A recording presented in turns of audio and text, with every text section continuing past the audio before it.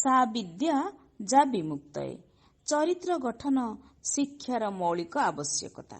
यह संभव होई पारे केवल आध्यात्मिक शिक्षा माध्यम रे। सेइथिपाई तो भगवान गीतारे विभूति जोगरे कुहंती विद्या मध्यरे आध्यात्मिक विद्या श्रेष्ठ। सेही विद्या को पाथेय करी शिक्षायतन रे जिए सदा सर्वदा छात्र छात्री मानंकु अमृतर पीयूष बांटी चलीछंती से हेउछंती आदर्श शिक्षक श्रीजुक्त पद्मनाभ पाणिग्राही, जहांकर दिनर शुभारंभ हुए ओंकार ध्वनि रे। सेई ध्वनि रे परिवेश प्रकंपित हुए। स्मितहास्य मुखमंडलरु झरी जाए वेद मंत्र। आध्यात्मिकतार सुगंध बारी होई जाए प्रतिटी कार्यकलापरु। से पिता लडुकेश्वर पाणिग्राही ओ माता पार्वती देवी औरसरु 1954 मसीहा अक्टोबर मास 1 तारिख रे नयागढ़ स्थित ओडोगा निकटस्थ जामुसाही रे जन्म ग्रहण करती।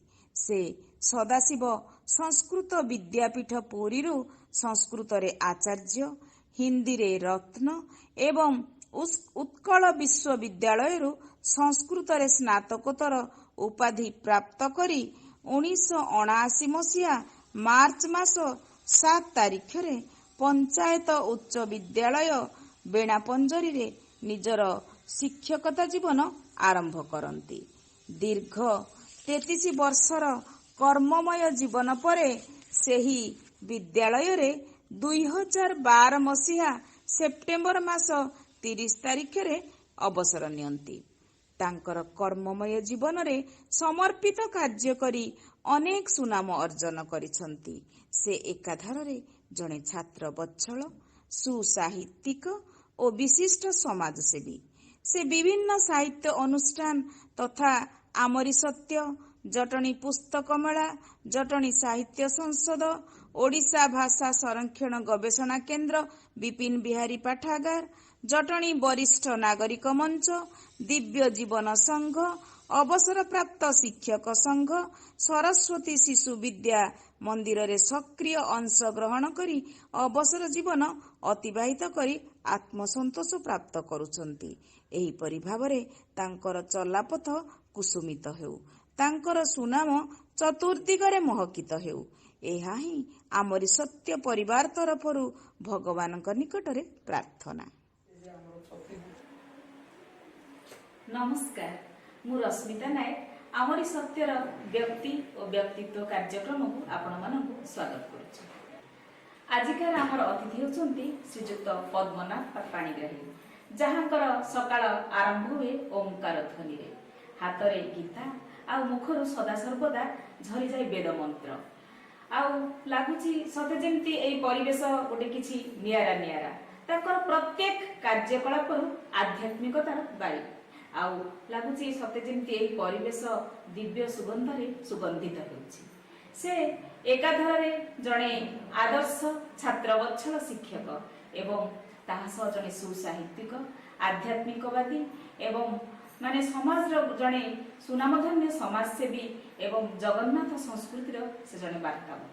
ताहेले आसंतु आमे साक्षात करिबा श्रीजुक्त पद्मनाभ पाणिग्राही सह। सर, आमरी सत्यर कार्यक्रम को आपनको स्वागत। नमस्कार। नमस्कार। सर, माने टिके माने प्रथमे आमे टिके जानिबु आपनकर जन्म आउ जन्मस्थान आउ बाल्य अवस्था विषय। देखो अविभक्त पुरी जिला, हाँ, नयागढ़ जिला वर्तमान से नयागढ़ जिलार ओडगाँ, से ओडगाँ निकट जामुसाई बोली गोटे गाँ अच्छी। हाँ, से गाँटी हूँ मोर जन्मस्थान। सर, से माने स्थान तो गोटे पवित्र पीठ, तार गोटे निहाती गोटे आध्यात्मिक गुरुत्व रही। तो ता विषय रे सर टिके कहंतु सर। ओडगाँ पुण्यभूम जशसी धवलता विराज रघुनाथ। से जशरे जहाँ धवलता रही से ओडगाँ। सेठी अत्रिमुनिका आश्रम थिला। सेठी सर से अत्रिमुनिका आश्रम रे तांकर पत्नी अनसुया, सती अनसुया जा कहा जाए। से सती अनसुया माता सीता को अम्लान वस्त्र देथिले। ये प्रसिद्धि रही।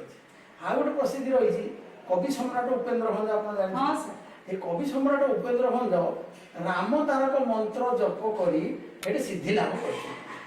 ସାର୍ ସେଇ ସ୍ଥାନରେ ସେଇ ସ୍ଥାନରେ ସିଦ୍ଧି ଲାଭ କରିଥିବାରୁ ତାର ବୈଦେଶ ବିଳାସ, ଆପଣ ଜାଣିଲେ ବୈଦେଶ ବିଳାସ, ତାଙ୍କର ସେ ବୈଦେଶ ବିଳାସ ସେ ଗ୍ରନ୍ଥକୁ ରଚନା କରିଥିଲେ। ସାର୍ ବହୁତ ସୁନ୍ଦର କଥା। ଆପଣ ସେଇ ପବିତ୍ର ସ୍ଥାନରେ ଜନ୍ମ ନେଇଛନ୍ତି, ଆଉ ତ ସେଇଥିପାଇଁ ତ ସାର୍ ଆପଣଙ୍କ ପାଟିରୁ ସଦାସର୍ବଦା ବେଦ ମନ୍ତ୍ର ସବୁ ମାନେ ଯାଉଛି ପବିତ୍ର, ମାନେ ପୀଠରେ ପବିତ୍ର ଗୋଟେ ଆତ୍ମା ଆପଣଙ୍କ ମାନେ ବହୁତ ଭଲ ଲାଗୁଛି ସାର୍। ଆଉ ସାର୍ ତାହେଲେ ଆପଣ ତ ମାନେ ଜଗନ୍ନାଥ ସଂସ୍କୃତିର ବାର୍ତ୍ତାବହ, ଆଉ ଜଗନ୍ନାଥ ସଂସ୍କୃତି ବିଷୟରେ କିଛି କୁହନ୍ତୁ ସାର୍। ଆଜ୍ଞା ଦେଖନ୍ତୁ, ମୁଁ ରାମଙ୍କ ପୀଠରେ ଜନ୍ମ ହେଇଛି ରଘୁନାଥ। ହଁ ହଁ ସାର୍। ପାଠ ପଢିଛି ଜଗନ୍ନାଥ ପୀଠରେ। ପାଠ ମାନେ ବାଲ୍ୟାବସ୍ଥା ସାର୍ ସେଠି? ବାଲ୍ୟାବସ୍ଥା ତ ମୁଁ ପଢିଛି ସେଇ ଓଡଗାଁରେ ଓଡଗାଁ ସାର୍ କୋଉ ଶ୍ରେଣୀ ପର୍ଯ୍ୟନ୍ତ ପଢିଥିଲେ? ଏକାଦଶ ଶ୍ରେଣୀ ସେତେବେଳେ ଥିଲା। ଏକାଦଶ, ହଁ। ରଘୁନାଥ ବିଦ୍ୟାପୀଠ ଓଡଗାଁରେ ଏକାଦଶ ଶ୍ରେଣୀ ପର୍ଯ୍ୟନ୍ତ ମୁଁ ସେଇଠି ପଢିଥିଲି। ଆଉ ବାଲ୍ୟ ସମୟ ଥିଲା ଆମର ରଙ୍ଗଣୀପାଟଣା ଗାଁ ପାଖରେ ଗୋଟେ ଗାଁ ଅଛି, ମାମୁଁଘର ଗାଁ ସେଇଠି। ସେଇଠି ମୁଁ ଯାଉଥିଲି ଚାଲି ଚାଲିକିରି 3 କିଲୋମିଟର, ସେଇଠି ପାଠ ପଢିକି ପଞ୍ଚମ ଶ୍ରେଣୀ ଯାଏ ପଢିଛି। ସେ ପଞ୍ଚମ ଶ୍ରେଣୀ ପଢିଥିଲି ମାମୁଁ ଘର ସେଇ ଗାଁରେ। ମାମୁଁ ଘରେ ଆସିକି ଯୋଉ ଖେଳ ଛୁଟି ହୁଏ, ସେ ଖେଳ ଛୁଟିରେ ଆଈ ଆମର ରଖିଥିବ ସବୁ ପିଠାପଣା ସବୁ ଖାଇବି, ସେଇଠି କଟିଲା। ଓଡଗାଁରେ 4 ବର୍ଷ ଯୋଉ ପଢିଲି, ସପ୍ତମ ଶ୍ରେଣୀ ପଢିଲି ସେଇ ରଙ୍ଗଣୀପାଟଣା 2 ବର୍ଷ, ଷଷ୍ଠ ସପ୍ତମ। ତାପରେ 4 ବର୍ଷ ପଢିଲି ଓଡଗାଁ ରଘୁନାଥ ବିଦ୍ୟାପୀଠରେ। ରାମଙ୍କ ପୀଠରେ ପାଠ ପଢିଲି। ଆସିଲି ଜଗନ୍ନାଥ ପୀଠକୁ ଗଲେ ସଂସ୍କୃତ ପଢିବା ପାଇଁ। କୋଉଠିକି? ପୁରୀ। ପୁରୀରେ ଯେତେବେଳେ ପାଠ ପଢିଲି, ସେ ଜଗନ୍ନାଥଙ୍କ ବିଷୟରେ ଜାଣିବା ପାଇଁ ବହୁତ ଆଗ୍ରହ ହେଲା। ତାଙ୍କୁ ଦେଖିବା, ସିଏ ଯେ ରୂପରେ ଅରୂପ, ତାଙ୍କର ଅରୂପ ନା ଆପଣ ଦେଖିଥିବେ, ଯେତେ ଯୁଗ ରହିଛି ସବୁ ଯୁଗରେ ଭଗବାନ ହଉଛନ୍ତି ସାକାର। କଳି ଯୁଗରେ ସେ ସାକାର ରୂପରେ ଜନ୍ମ ହୋଇନାହାନ୍ତି, ସେ ଜଳ ରୂପରେ ଜନ୍ମ ହେଲେ। ସେ ସ୍ୱୟଂ ଜଗନ୍ନାଥ। ଅପାଣି ପାଦ ଜଗନ ଗ୍ରହିତା ପସତ୍ୟ ଚକ୍ଷୁ ନ ଶୁଣତି କର୍ମ। ତାଙ୍କର ଚକ୍ଷୁ ନାହିଁ, ଦେଖୁଛନ୍ତି। କାନ ନାହିଁ, ଶୁଣି ପାରୁଛନ୍ତି। ପାଦ ନାହିଁ, ଚାଲି ପାରୁଛନ୍ତି। ବିନୁ ପଦ ଚଲାଇ ଶୁନାହି ନାହିଁ କାନା, କର ବିନୁ କରମ କରଇ ବିଧି ନାନା। ରାମଚରିତ ମାନସରେ କହିଲେ ପହଣ୍ଡି ଅର୍ଥ ପଦ ହିଣ୍ଡନମ, ଶବ୍ଦ କଳ୍ପ ଧ୍ରୁବରେ ସେଟା ରହି। ପଦ ହିଣ୍ଡନ ମାନେ ପାଦରେ ଚାଲୁଛନ୍ତି, ପହଣ୍ଡି କଲେ। ହାତ ନାହିଁ କାମ କରୁଛନ୍ତି, ହାତ ଆଶୀର୍ବାଦ ଦଉଛନ୍ତି। ଦାସିଆଠୁ ନଡ଼ିଆ ନେଇକି ପଳେଇଲେ ହାତରେ, ଦାସିଆ ବାବୁଠୁ। କର୍ମ କର ବିଧି ନା, ସବୁ କର୍ମ କରୁଛନ୍ତି। ତେଣୁ ଏଇଭଳି ଜଣେ ଯୋଉ ଜଗନ୍ନାଥ, ସେଇ ଜଗନ୍ନାଥ ଯେତେବେଳେ ଆମକୁ ଗଢିଲା, ଜଗନ୍ନାଥକୁ କିଏ ସେ ଗଢିଲେ? ଅନନ୍ତ ମହାରାଣା ଯୋଉ ବିଶ୍ୱକର୍ମା ଗଢିଲେ। ନିଜେ ତ ସେଇ ପରବ୍ରହ୍ମ ନିଜେ ନିଜକୁ ଗଢିଛନ୍ତି। ଆଉ ସିଏ କାହିଁକି କୃଷ୍ଣଙ୍କ ମୂର୍ତ୍ତି ଭଳିଆ ସୁନ୍ଦର କରିଦେଲେନି? ରାମଙ୍କ ମୂର୍ତ୍ତି ବୋଧେ ନବଘନ ଶ୍ୟାମ ମୂର୍ତ୍ତି କରିଦେଲେନି? କିନ୍ତୁ ସେତକ କରିଥିଲେ। ଜଗନ୍ନାଥ ଆଜି କଣ ଜଗତର ନାଥ ହେଇପାରିନଥାନ୍ତେ। ଏଇ ପୁରୀ ଶ୍ରୀକ୍ଷେତ୍ର ଆଜି ପୃଥିବୀରେ ବିଶ୍ୱ ପ୍ରସିଦ୍ଧ ହେଇପାରିନଥାନ୍ତା। ରଥଯାତ୍ରା ବିଶ୍ୱ ପ୍ରସିଦ୍ଧ ହେଇପାରିନଥାନ୍ତା। କାହିଁକି ନା ଏମିତି ଗୋଟେ ରୂପ କଲେ, ସେ କିଛି ମାନେ ଅରୂପରେ ରୂପକୁ ଦେଖିଲେ। ଜଳ ଭିତରେ ଚେତନା, ଯୋଉଟା କହିଲି ପ୍ରତି ଯୁଗରେ ସେ ସାକାର ରୂପରେ ଜନ୍ମ ହୋଇଥିଲେ। ଏଠି ଜଳ ରୂପରେ ଯେତେବେଳେ ଭକ୍ତ ତାଙ୍କର ଜଳ ଭିତରୁ ଚୈତନ୍ୟ ଶକ୍ତିକୁ ବାହାର କରିପାରିବେ। ଚୈତନ୍ୟ ମହାପ୍ରଭୁ କାନ୍ଦିଥିଲେ, ଆଖିରୁ ଲୁହ ଗଳେଇ ଦେଇଥିଲେ, ଦେହ ତାଙ୍କର ରୋମାଞ୍ଚିତ ହୋଇଯାଇଥିଲା, ପୁଲକିତ ଆକାରରେ ଡାକିଥିଲେ। ପ୍ରଭୁ ତାଙ୍କ ଡାକ ଶୁଣିଦେଲେ। ଗଣପତି ଭଟ୍ଟ ଆସିଲେ, କହିଲେ ପ୍ରଭୁ ଗଣପତି ରୂପରେ ମଧ୍ୟ ତାଙ୍କୁ ଦେଖାଇଲେ, ଗଣପତିକୁ ଦେଖା ହେଇଗଲେ। ରାମଚରିତ ମାନସର ତୁଳସୀ ଦାସ କହିଲେ ମତେ ରାମ ରୂପରେ ଦେଖା, ରାମ ରୂପରେ ଦେଖା ହେଇଗଲେ। ଚୈତନ୍ୟଙ୍କୁ କୃଷ୍ଣ ରୂପରେ ଦେଖା ହେଇଗଲେ। କାହିଁକି ନା ଚେତନ ଶକ୍ତି ଆସେ। ଇଏ ହଉଛି ଜଗନ୍ନାଥ ସଂସ୍କୃତି। ତେଣୁ ଆମେ ଜଗନ୍ନାଥ ସଂସ୍କୃତି, ଆମେ ଘରେ ଘରେ ତ ଜଗନ୍ନାଥଙ୍କର, ଆମେ ପର୍ବପର୍ବାଣୀ ଯାହା କିଛି ହେଲେ ଆମେ କଣ କରୁଛେ? ସେ ଜଗନ୍ନାଥଙ୍କୁ ନିମନ୍ତ୍ରଣ କରୁଛେ। ତେଣୁ ଜଗନ୍ନାଥ ହେଲେ ଆମର ସବୁ। ଆଚ୍ଛା ସାର୍, ଗୀତା ଗୋବିନ୍ଦ ବିଷୟରେ ଟିକେ କିଛି କୁହନ୍ତୁ। ଗୀତ ଗୋବିନ୍ଦ ତ ସିଏ ଯୋଉ ଜୟଦେବ, ଜୟଦେବ ଗୀତ କେତେ କହୁଛନ୍ତି ବଙ୍ଗଳା, କିନ୍ତୁ ନୁହଁ। ଗୀତ ଗୋବିନ୍ଦ ହଉଛି ଜୟଦେବ ହଉଛନ୍ତି ଆମ ପୁରୀ ଜିଲ୍ଲା, ପୁରୀ ଜନ୍ମସ୍ଥାନ କେନ୍ଦୁବିଲ୍ଲ ଗ୍ରାମ। କେନ୍ଦୁଳି ବୋଲି ତାକୁ କୁହାଯାଏ। କେନ୍ଦୁଳି ପାଟଣା ଅଛି, କେନ୍ଦୁବିଲ୍ଲ ଗ୍ରାମରେ ତାଙ୍କର ଜନ୍ମ। ସିଏ ଏମିତି ଭକ୍ତ ଜଗନ୍ନାଥଙ୍କର, ସିଏ ଆସିକି ରହିଯାଇଥିଲେ ପୁରୀରେ, ଆସିକି ରହିଲେ। ପୁରୀ ଆସିକି ରହିଲା ପରେ ସିଏ ଏତେ ଭକ୍ତି କଲେ ଯେ ଦକ୍ଷିଣର ଜଣେ ବ୍ରାହ୍ମଣ ସିଏ ଆସିଥିଲେ ସସ୍ତ୍ରୀକ କୋଉଠିକି ଜଗନ୍ନାଥଙ୍କ ପାଖକୁ। ଭକ୍ତିରେ କହିଲେ ପ୍ରଭୁ ଆମକୁ ଯଦି ଗୋଟିଏ ସନ୍ତାନ ଦେବେ ତାହେଲେ ମୁଁ ଆପଣଙ୍କୁ ଟେକିଦେବି। ସେସବୁ ତାଙ୍କର ଗୋଟେ କନ୍ୟା ସନ୍ତାନ ହେଲା। କନ୍ୟା ସନ୍ତାନଟି ଯେତେବେଳେ ହେଲା ସେ ଧରିକି ଆସିଲେ, ଯୁବତୀ ହେଇଗଲା କନ୍ୟା, ତାକୁ ନେଇକି ଆସିଲେ ଜଗନ୍ନାଥଙ୍କ ପାଖକୁ। ଜଗନ୍ନାଥଙ୍କ ପାଖରେ କଣ କହିଲେ, ଜଗନ୍ନାଥ ପ୍ରଭୁ ଆପଣ ତ କହିଥିଲେ ଯେ ସନ୍ତାନଟେ ଦେବେ, ଦେଲେ। ମୁଁ ତ ମୋତେ ପ୍ରତିଶ୍ରୁତି ଦେଇଥିଲି ଆପଣଙ୍କୁ ମୁଁ ଆପଣଙ୍କ ହାତରେ ଟେକିଦେବି, ଆଉ ଟେକିଦେଲି ଆଉ। ସେଇଠି ଜୟଦେବ ଆସିକି ଯୋଉ ଜଗନ୍ନାଥଙ୍କୁ ଭଜନ କୀର୍ତ୍ତନ କରୁଥିଲେ, ସେ ସେଇଠି ତାଙ୍କୁ ସ୍ୱପ୍ନରେ ଦେଲେ ଏଇ ଝିଅକୁ ତୁ ବିବାହ କରି କନ୍ୟାକୁ। ତେଣୁ ସେମାନେ କହିଥିଲେ, ସେଇ ବ୍ରାହ୍ମଣ ଏବଂ ବ୍ରାହ୍ମଣୀ ତାଙ୍କର କନ୍ୟାକୁ ଆଙ୍କରି ପାଖରେ ସମର୍ପି ଦେଇକି ଚାଲି ଯାଇଥିଲେ ପଦ୍ମାବତୀ। ସେ ଜୟଦେବ ଏତେ ଭକ୍ତ ଥିଲେ ଯେ ଗୀତ ଗୋବିନ୍ଦ ଯେତେବେଳେ ଲେଖିଥିଲେ ସରଳ ସୁଲଳିତ ଲଳିତ ଭାଷାରେ ସବୁ ଲେଖିଥିଲେ। ଏତେ ସୁନ୍ଦର ଭାବରେ ଲେଖିଲେ, ଲେଖୁ ଲେଖୁ ସେ ଗୋଟିଏ ପଦ ଆସିଗଲା ତାଙ୍କର, ଦେହେ ପଦ ପଲ୍ଲବ ଉଦାହରଣ ସ୍ମର ଗରଳ ଖଣ୍ଡନ ମମ ଶିରସି ମଣ୍ଡନ ଦେହି ପଦ ପଲ୍ଲବ ଉଦାହରଣ। ଏଇ ଯୋଉ ପଦଟା ଦେହି ପଦ ପଲ୍ଲବ ଉଦାହରଣ ଲେଖି ପାରିଲେନି। ନ ଲେଖି ପାରି ସେ କଣ କଲେ, ବିରକ୍ତ ହେଇକି ଥୋଇଦେଲେ ଲେଖନି, ସ୍ନାନ କରିବାକୁ ଚାଲିଗଲେ। ଜଗନ୍ନାଥଙ୍କର ପରମ ଭକ୍ତ କହିଲେ, ଆଏ କଣ ତମେ ଲେଖିବା, ନିଶ୍ଚୟ ଲେଖି ନହେଲେ ତାଙ୍କରି ବେଶ ହେଇ ଆସି ଲେଖି ଦେଇକିରି ପୁଣି ଚାଲିଗଲେ। ସେ ଯେତେବେଳେ ଆସିଛନ୍ତି ଦେଖା ହେଇଛି, ନିଜର ଲେଖା ହେଇଯାଇଛି। ତେଣୁ ତେଣୁ କହିଲେ କଣ ଘଟଣା କଣ? ପଦ୍ମାବତୀ କହିଲେ ତମେ ପରା ଆସିକି ନିଜେ ଲେଖିଲ। ତାହେଲେ ପ୍ରଭୁ କାଳିଆ ସାଆନ୍ତ ଆସିକି ନିଜେ ଲେଖିଲେ। ତମେ ପଦ୍ମାବତୀ ମୁଁ ଏତେ ଭାଗ୍ୟ ମୋର ନାହିଁ, ମୁଁ ଆଉ ଦର୍ଶନ କରିପାରିନି, ତମେ ଭାଗ୍ୟବତୀ ଦର୍ଶନ କର, ତମକୁ ନମସ୍କାର। ତେଣୁ ଏଇଭଳି ଲଳିତ କଣ୍ଠରେ ସବୁ ଗାଉଛନ୍ତି। ଆଜିକାଲି ଯୋଉ ଗୀତ ଗୋବିନ୍ଦ ନୃତ୍ୟ ଛନ୍ଦରେ ଗାଉଛନ୍ତି, ନୃତ୍ୟ ମଧ୍ୟ ହଉଛି, ଓଡ଼ିଶୀ ନୃତ୍ୟକୁ ମଧ୍ୟ ପ୍ରୟୋଗ କରାଯାଏ। ସାର୍ ଆମର ଯୋଉ ଜଗନ୍ନାଥ ସଂସ୍କୃତିରେ ଯୋଉ ଦେବଦାସୀ ନୃତ୍ୟ, ସେ ଦେବଦାସୀ ନୃତ୍ୟ, ଦେବଦାସୀ ମାନେ ଏଇ ଗୀତ ଗୋବିନ୍ଦ କରୁଛନ୍ତି। ପ୍ରଥମେ ଯେତେବେଳେ ମଙ୍ଗଳ ଆଳତୀ ହୁଏ ଜଗନ୍ନାଥଙ୍କର, ଭୋର ଭୋର ପ୍ରଥମେ ମଙ୍ଗଳ ଆଳତୀ, 500 ଲୋକ ସେଠି ଏକାଠି ହୁଅନ୍ତି ଏବଂ ତାଙ୍କର ଜୟଦେବଙ୍କର ଗୀତ ଗୋବିନ୍ଦକୁ ଗାନ କରାଯାଏ। ପ୍ରଳୟ ପୟୋଧି ଜଳେ ଦୂତବାନ ଶିବେଦମ୍ ବିହିତ ବହିତ ଚରିତ ମୁଖେଦମ୍ କେଶବ ଧୃତ ମୀନ ଶରୀର ଜୟ ଜଗଦୀଶ ହରେ। ୟାକୁ ଗାଆନ୍ତି ସମସ୍ତେ ଏକ ସ୍ୱରରେ ସବୁ ଗାଇବେ, ବହୁତ ସୁନ୍ଦର ଲାଗେ। ଆପଣ ତ ଯେତେବେଳେ ସେଠି ପଢୁଥିଲେ ସେଇ ସବୁ ଆମେ ସବୁ ଆସୁ, ପ୍ରାୟ ସକାଳେ ସନ୍ଧ୍ୟାରେ ସେଇ ତାଙ୍କୁ ଦର୍ଶନ କରି କରି ସେଇ ଚିନ୍ତା ଚେତନା ଭିତରେ ଆସିବାରୁ ବର୍ତ୍ତମାନ ଅବସର ପରେ ତାଙ୍କୁ ଚିନ୍ତା ଆସି। ସାର୍ ଆପଣ ମାନେ ସଂସ୍କୃତ କାହିଁକି ପଢିଲେ ସାର୍? ବହୁତ ତ ମାନେ ବିଷୟ ଅଛି ନା, ସଂସ୍କୃତ ପ୍ରତି କାହିଁକି ଆପଣ ଆଗ୍ରହ ହେଲେ? ମୁଁ ଯେତେବେଳେ ଏକାଦଶ ଶ୍ରେଣୀ ପାସ୍ କରିଗଲି, ନୟାଗଡ଼ କଲେଜରେ ପଢିବି ବୋଲି ସବୁ ସ୍ଥାନ ଯାଇଥିଲି, ସେଠି ମଧ୍ୟ ଘର ଠିକ କରିଦେଇଥିଲି। ନନା ଆମର ଟିକେ ସଂସ୍କୃତ ପ୍ରେମୀ, ସାହିତ୍ୟ ପ୍ରେମୀ। କାହିଁକି ଏ ଯୋଉ ସଂକୀର୍ତ୍ତନ ଗାୟକ, ଆଉ ଦାସକାଠିଆ ଗାୟକ, ଭୁଡୁକି ଗାୟକ, ଆଉ ପାଲା ଗାୟକ, ଆଉ ଆମର ଯୋଉ ଭାରତ ଲୀଳା ଦୁଆରୀ ନାଚ, ଇଏ ସବୁର ସେ ହଉଛନ୍ତି ଗୀତ ସବୁ ଦିଅନ୍ତି ସେ ଗାୟକ ମାନେ। ଆଉ ଭାରତ ଲୀଳାର ଦୁଆରୀ ନାଚର ସେ ହେଲେ ଗୁରୁ। ଗଞ୍ଜାମର ବହୁତ ଗ୍ରାମ ଆଉ ଆମର ନୟାଗଡ଼ର ବହୁତ ଗ୍ରାମରେ ସେ କଣ କରିଛନ୍ତି ନା ଏଇ ନୃତ୍ୟ ଶିଖେଇଲେ। ଏଥିରେ ସବୁ ପ୍ରଶ୍ନ ଉତ୍ତର ହୁଏ। ପ୍ରଶ୍ନ ଉତ୍ତର ହେଲେ ବହୁତ ସଂଗ୍ରହ କରିବାକୁ ପଡେ, ତେଣୁ ସଂସ୍କୃତ ଶ୍ଲୋକ ଆଉ ଓଡ଼ିଆ ସାହିତ୍ୟରୁ କିଛି, ତେଣୁ ସେ ସବୁ ଯାକ ମନେ ରଖିଥାଏ। ଆମର ଯୋଉ ରୀତି ଯୁଗର କାବ୍ୟ କବିତା ସବୁ ରହିଛି, ଉପେନ୍ଦ୍ର ଭଞ୍ଜ ହଉ, ଦୀନକୃଷ୍ଣ ହୁଅନ୍ତୁ, ଆମର ଅଭିମନ୍ୟୁ ସାମନ୍ତ ସିଂହାର ହୁଅନ୍ତୁ, ଯଦୁମଣି ହୁଅନ୍ତୁ, ୟାଙ୍କର କବିତା ଗୁଡ଼ିକ ତାଙ୍କର ମୁଖସ୍ଥ ଥିଲା। ମାନେ ସେ କହିଲେ ତୁ ଯା, ତୋର ତ ସଂସ୍କୃତ ଭଲ ହଉଛି, ହାଇସ୍କୁଲରେ ହଉଥିଲା, ଆଉ ତୁ ସଂସ୍କୃତ କଲେଜରେ ପଢ। ତେଣୁ ସେତେବେଳେ ସଦାଶିବ ସଂସ୍କୃତ ବିଦ୍ୟାପୀଠ ସିଏ ପ୍ରଥମ କରି କେନ୍ଦ୍ର ସରକାର ନେଇଗଲା, ସିଏ ମହାବିଦ୍ୟାଳୟ ପରିଚୟ ପାଇଲା।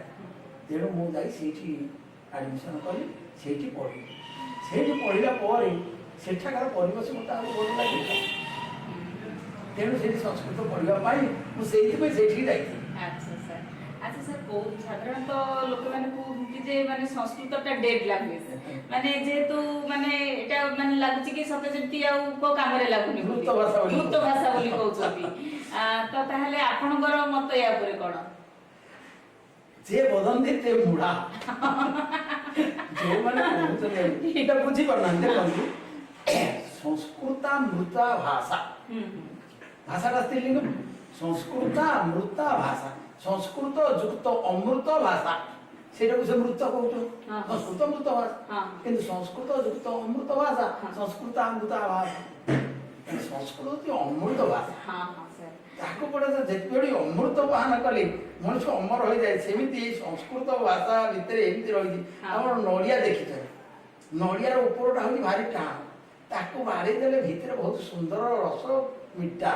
ଏଇ ସଂସ୍କୃତ ଭାଷା ଯେମିତି ତାକୁ ଦେଖିଦେଲେ ସମସ୍ତେ କହନ୍ତି ଆରେ ଇଏ ଭାଷା ବଡ଼ ବଡ଼ କ'ଣ ଭ୍ୟାମ୍ ଭ୍ୟାମ୍ କହୁଛନ୍ତି, ତେଣୁକରି କଷ୍ଟ। କିନ୍ତୁ ତାକୁ ଭଲ କି ବୁଝିକିରି ଯିଏ ଗଲା ପରେ ପିଲା 100 ମାର୍କ ରଖୁଛନ୍ତି। ହଁ ତ ସାର୍, ସୁନ୍ଦର ଭାଷା।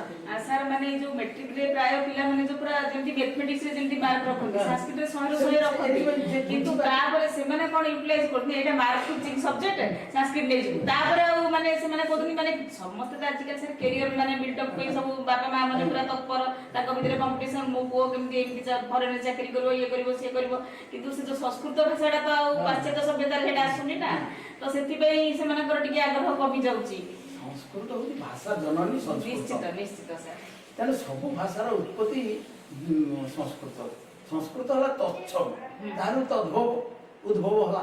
ତେଣୁ ଏଇ ସଂସ୍କୃତ ଭାଷା ସବୁ ଯୁଗରେ ଆମର ଯେଉଁ ସଂସ୍କୃତ ବେଦ, ବେଦାନ୍ତ, ଉପନିଷଦ, ଅଷ୍ଟାଦଶ ମହାପୁରାଣ, ଅଷ୍ଟାଦଶ ଉପପୁରାଣ, ଭାଗବତ, ଗୀତା, ରାମାୟଣ ସବୁ ସଂସ୍କୃତରେ ରଚିତ ହେଇଛି। ତେଣୁ ସେତେବେଳେ ମଧ୍ୟ ସମସ୍ତେ ସଂସ୍କୃତରେ କଥା କହୁଥିଲେ।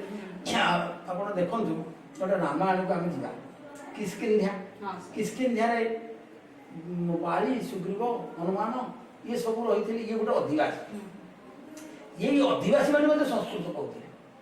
ତାର ଉଦାହରଣ ହେଲା ଯେତେବେଳେ ହନୁମାନ ଗଲେ ଲଙ୍କାକୁ ସୀତା ଠାବ କରିବା ପାଇଁ, ସୀତାଙ୍କୁ ଯେତେବେଳେ ଠାବ କରିବା ତାଙ୍କ ପାଖକୁ ଯିବେ ଦେଖିଲେ, ସେ ମନେ ମନେ ଭାବିଲେ ମୁଁ କୋଉ ଭାଷାରେ କଥାବାର୍ତ୍ତା କରିବି। ରାବଣ ମନ୍ୟମାନା ମାନ୍ ସୀତା ଭିତା ଭବିଷ୍ୟତି, ରାବଣ ବୋଲି ମତେ ମନେ କରି ସୀତା ଭୟ କରିବି ମୁଁ ଯଦି ସଂସ୍କୃତରେ କଥାବାର୍ତ୍ତା କରିବି। କାହିଁକିନା ରାବଣ ଜ୍ଞାନୀ ବିଦ୍ୱାନ, ସେ ସଂସ୍କୃତରେ କଥାବାର୍ତ୍ତା କରନ୍ତି, ସେଠି ରାକ୍ଷସ ମାନେ ସଂସ୍କୃତରେ କଥା କୁହନ୍ତି। ତେଣୁ ରାବଣ ଯଦି ଜ୍ଞାନୀ ଦେଲେ ମୁଁ ଯଦି କଥାବାର୍ତ୍ତା କରିବି, ତେଣୁକରି ସେ ଭୟ କରିବି। ତେଣୁକରି ସେ କ'ଣ କଲେ ନା ନିଜର ଯୋଉ ସ୍ଥାନୀୟ ଭାଷାରେ ସେ କଥାବାର୍ତ୍ତା କଲେ। ତେଣୁ ଏଥିରୁ ଆମେ ଅନୁମାନ କରିବା ସାଧାରଣ ବ୍ୟକ୍ତିମାନେ ମଧ୍ୟ ସଂସ୍କୃତ ଭାଷାରେ କଥାବାର୍ତ୍ତା କରନ୍ତି। ଆଉ ଗୋଟେ ଆପଣ ଜାଣନ୍ତୁ, ଭୋଜରାଜାଙ୍କ ସମୟରେ ଯୋଉ ବିକ୍ରମାଦିତ୍ୟ ନବରତ୍ନ ଥିଲେ, ସେ ଭୋଜରାଜାଙ୍କ ମଧ୍ୟରେ ସମୟରେ ମଧ୍ୟ ସେମାନେ ଥିଲେ। ସେଇ ନବରତ୍ନ ଯେତେବେଳେ ଥିଲେ, ଗୋଟେ ରାକ୍ଷସୀ ଆସିକି ଗୋଟେ ପ୍ରଶ୍ନ କଲା। ସେ ରାକ୍ଷସୀ କ'ଣ, ରାକ୍ଷସୀ ମାନେ ସେତେବେଳେ ଗୋଟେ ସାଧାରଣ ବ୍ୟକ୍ତି, ଆଉ ଗୋଟେ ସାଧାରଣ ବ୍ୟକ୍ତି ଆସିକି ଗୋଟେ ପ୍ରଶ୍ନ କଲା, ଠଠମ୍ ଠଠଠମ୍ ଠଠଠମ୍ ଠଠମ୍ ଠ। ତେଣୁ କେହି ତାର ପଦ ପୂରଣ କରିପାରିଲେ ନାହିଁ। କାଳିଦାସ ତ ବର ପାଇଛନ୍ତି, ସେ ନିଶ୍ଚୟ ପୂରଣ କରିବେ। ତେଣୁକରି ସେ ସାଙ୍ଗେ ସାଙ୍ଗେ ପୂରଣ କଲେ କାଳିଦାସ। ରାଜାଭିଷେକେ ମଦବୀ ପଳାୟା କକ୍ଷଚିତ ହେମ ଘଟ ତରୁଣ୍ୟା ପ୍ରାକାର ମାର୍ଗେ ପ୍ରକରୋତି ଶବ୍ଦମ୍ ଠଠମ୍ ଠଠଠମ୍ ଠଠଠମ୍ ଠଠମ୍ ଠ। କହିଲେ ରାଜାଙ୍କର ଅଭିଷେକ ହେଉଛି, ରାଜା ହସ୍ତିପୀଠରେ ବସିକି ନଗର ପରିକ୍ରମା କରୁଛନ୍ତି। ଏହି ସମୟରେ ଜଣେ ଯୁବତୀ କାଖରେ ଗୋଟେ ମାଠିଆ, ପାଣି ମାଠିଆ ଧରି ପାହାଚରେ ଉଠି ଉଠି ନିଜ ଘର ଉପରକୁ ଯାଉଛି। ସେ ଚାହିଁ ଦେଇଛି ରାଜାଙ୍କ ସୌନ୍ଦର୍ଯ୍ୟରେ ଏତେ ବିହଳିତ ହେଇଯାଇଛି ଯେ ତା ହାତରୁ ହେମ ଘଟ ତରୁଣ୍ୟ, ତା ପାଣି ମାଠିଆଟି ହାତରୁ ଖସି ପଡି କାଖ। ସେ ପ୍ରାକାର ମାର୍ଗେ ହିଁ ପ୍ରକରୋତି ଶବ୍ଦ, ପାହାଚ ଉପରେ ଯେତେବେଳେ ଶବ୍ଦ କରି କରି ଆସିଲା, ଠଠମ୍ ଠଠଠମ୍ ଠଠଠମ୍ ଠ। ତାହେଲେ ସାଧାରଣ ବ୍ୟକ୍ତିମାନେ ମଧ୍ୟ ସଂସ୍କୃତ କହୁଥିଲେ।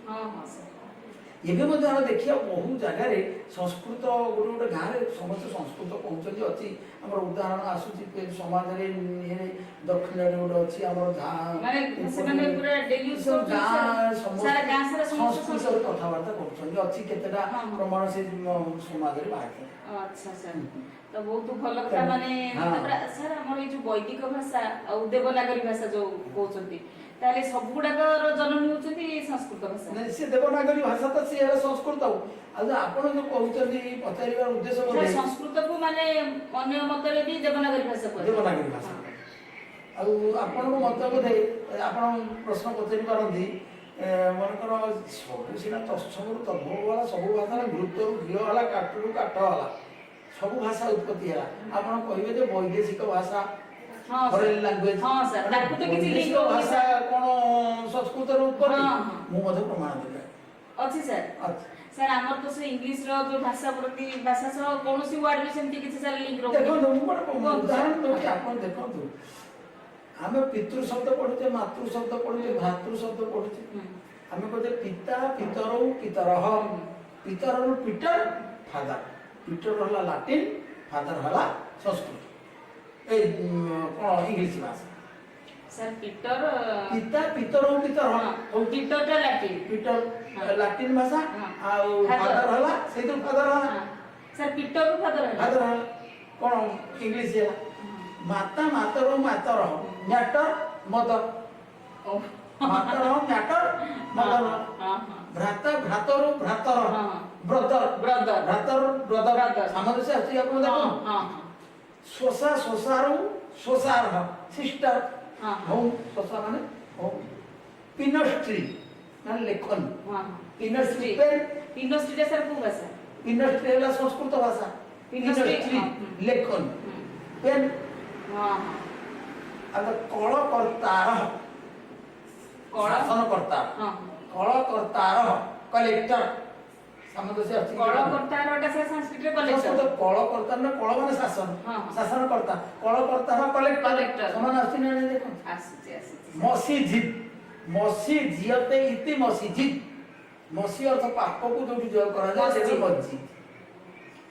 ଚର୍ଚ୍ଚ, ଚର୍ଚ୍ଚା ଭବତି ଇତି ଚର୍ଚ୍ଚ, ସେଠି କେବଳ ଚର୍ଚ୍ଚା ହେଉଛି। ମସଜିଦରେ ପାପ ଜୟ କରିବା ପାଇଁ ନମାଜ ପଢୁଛନ୍ତି। ହୀନମ ଦୋଷୟତି ଇତି ହିନ୍ଦୁ, ଯେ ହୀନକୁ ଦୋଷ ଦିଏ ମାନେ ଅଲଗା କରିକି ସିଏ ହେଲେ ହିନ୍ଦୁ।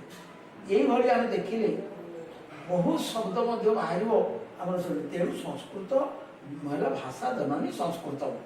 କାହିଁକି ଆଜିକାଲି ଦେଖନ୍ତୁ ମାଟି ବୁଢ଼ୀ ହେଇଗଲେ ଆଜିକାଲି ପୁଅ ଝିଅମାନେ କ'ଣ କରୁଛନ୍ତି, ନେଇକି ଜରା ଆସନ ଛାଡ଼ିକି ମାଆକୁ ପଚାରୁନାହାନ୍ତି। ଯେମିତି ଜନନୀକୁ ଅବହେଳା କରୁଛନ୍ତି ପଚାରୁନାହାନ୍ତି। ବର୍ତ୍ତମାନ ସେଇ ଅବସ୍ଥା। ସମସ୍ତେ ତ ପାଶ୍ଚାତ୍ୟ ସଭ୍ୟତାକୁ ଅନୁକରଣ କଲେ, ପାଶ୍ଚାତ୍ୟ ଜିନିଷକୁ ଅନୁକରଣ କଲେ, ଭାଷାକୁ ଅନୁକରଣ କଲେ। ନିଜ ଭାଷା କହିବାକୁ ଭୟ ଲାଗୁଛି, କଷ୍ଟ ଲାଗୁଛି, ଲାଜ ଲାଗୁଛି।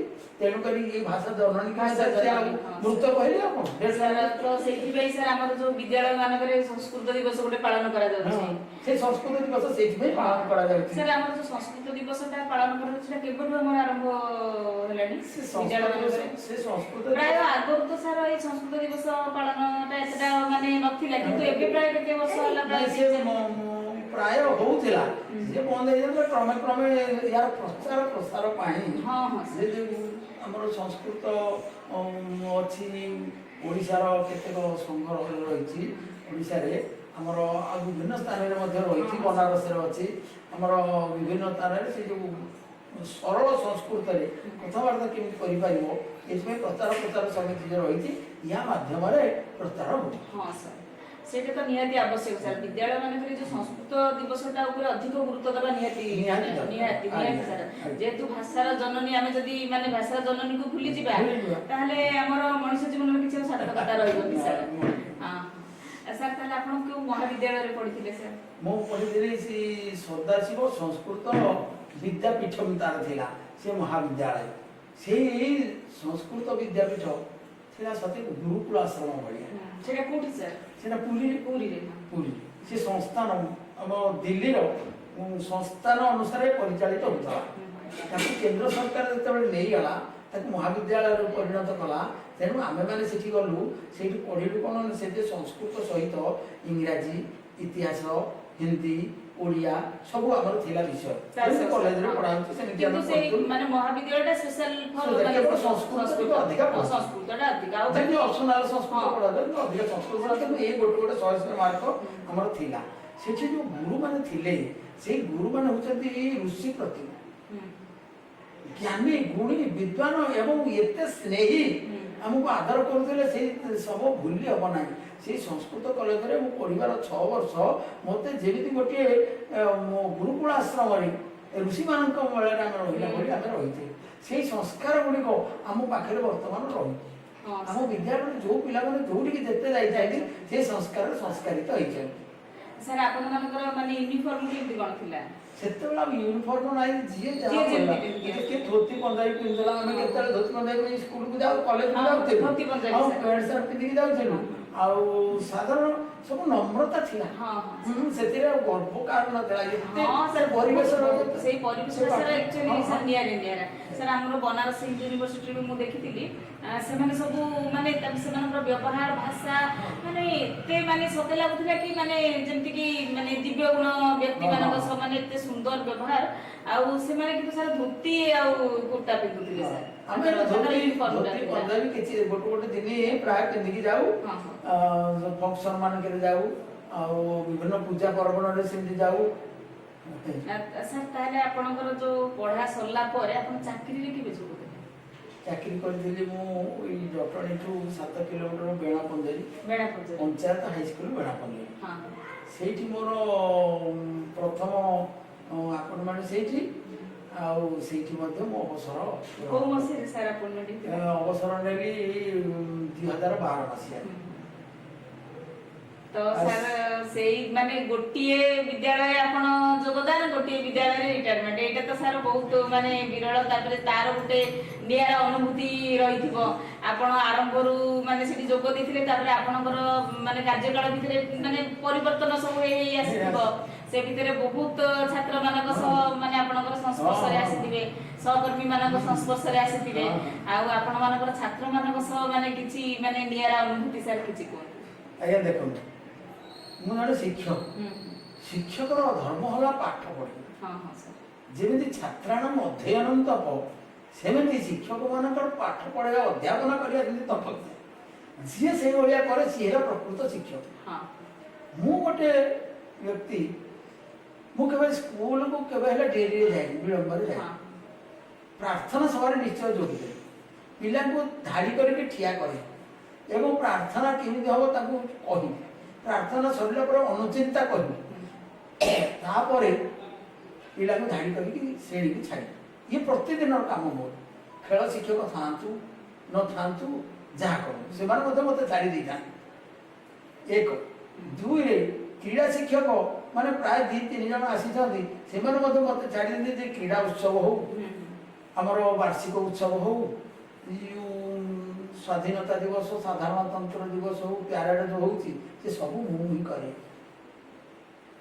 ଆଉ ତାପରେ ରେଡ୍ କ୍ରସରେ ମୁଁ ଥିଲି। ସେ ରେଡ୍ କ୍ରସ, ସ୍କାଉଟ ଗାଇଡ୍, ଏଇ ଯୋଉ ଖେଳ ଉତ୍ସବ ସବୁ ପିଲାଙ୍କୁ ନେବା ଦାୟିତ୍ୱ ମଧ୍ୟ ପ୍ରଧାନ ଶିକ୍ଷକ ମୋତେ ଦେଇଦିଅନ୍ତି। ମୁଁ ତାଙ୍କୁ ନେଇକି ଯାଏ। ତେଣୁକରି ଛାତ୍ର ଶ୍ରେଣୀ ମୁଁ ଅଫିସକୁ ଯିବି, ଶ୍ରେଣୀ ଆଉ ଇଏ ହେଲା ମୋର। ତେଣୁ ତାଙ୍କ ସହିତ ଏତେ ମିଶି ଯାଇଥାଏ। ବାର୍ଷିକ ଉତ୍ସବ ହଉ, ନାଚ ଗାନ ହଉ, ନୃତ୍ୟ ହଉ, ଅଭିନୟ ହଉ, ଖେଳ ହଉ, ଯାହା କିଛି ସବୁଥିରେ ମୁଁ ତାଙ୍କ ସାଙ୍ଗରେ ରହିଥାଏ। ରହିଥିବାରୁ ପିଲାମାନେ ମୋତେ ଅତି ଭଲ ପାଇଯାନ୍ତି। ମାନେ ଭଲ ମାନେ ମୁଁ ସେଇଥିପାଇଁ ଆଜି ଗର୍ବ। ଆଜି ପର୍ଯ୍ୟନ୍ତ ମଧ୍ୟ ପିଲାମାନେ ସେଇଥିରେ।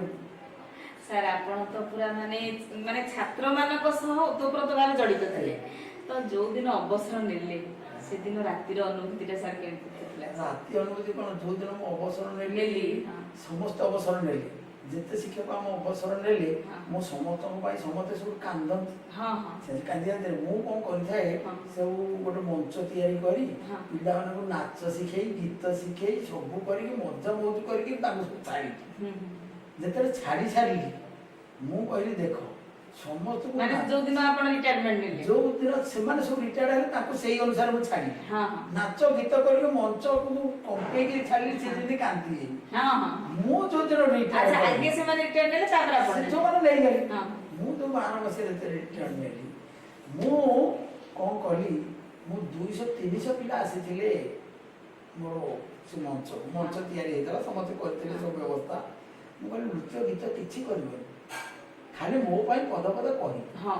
ସେଦିନର ମାନେ ଅନୁଭୂତି, ସେଦିନର ଦୃଶ୍ୟ ଅତି କାରୁଣିକ ହେଇଯାଇଥିଲା। ସବୁ ଫଟୋ ମୋର ମଧ୍ୟ ରହିଛି। ସେଇ ଦିନଟାକୁ ମୁଁ ଭୁଲି ପାରୁନି।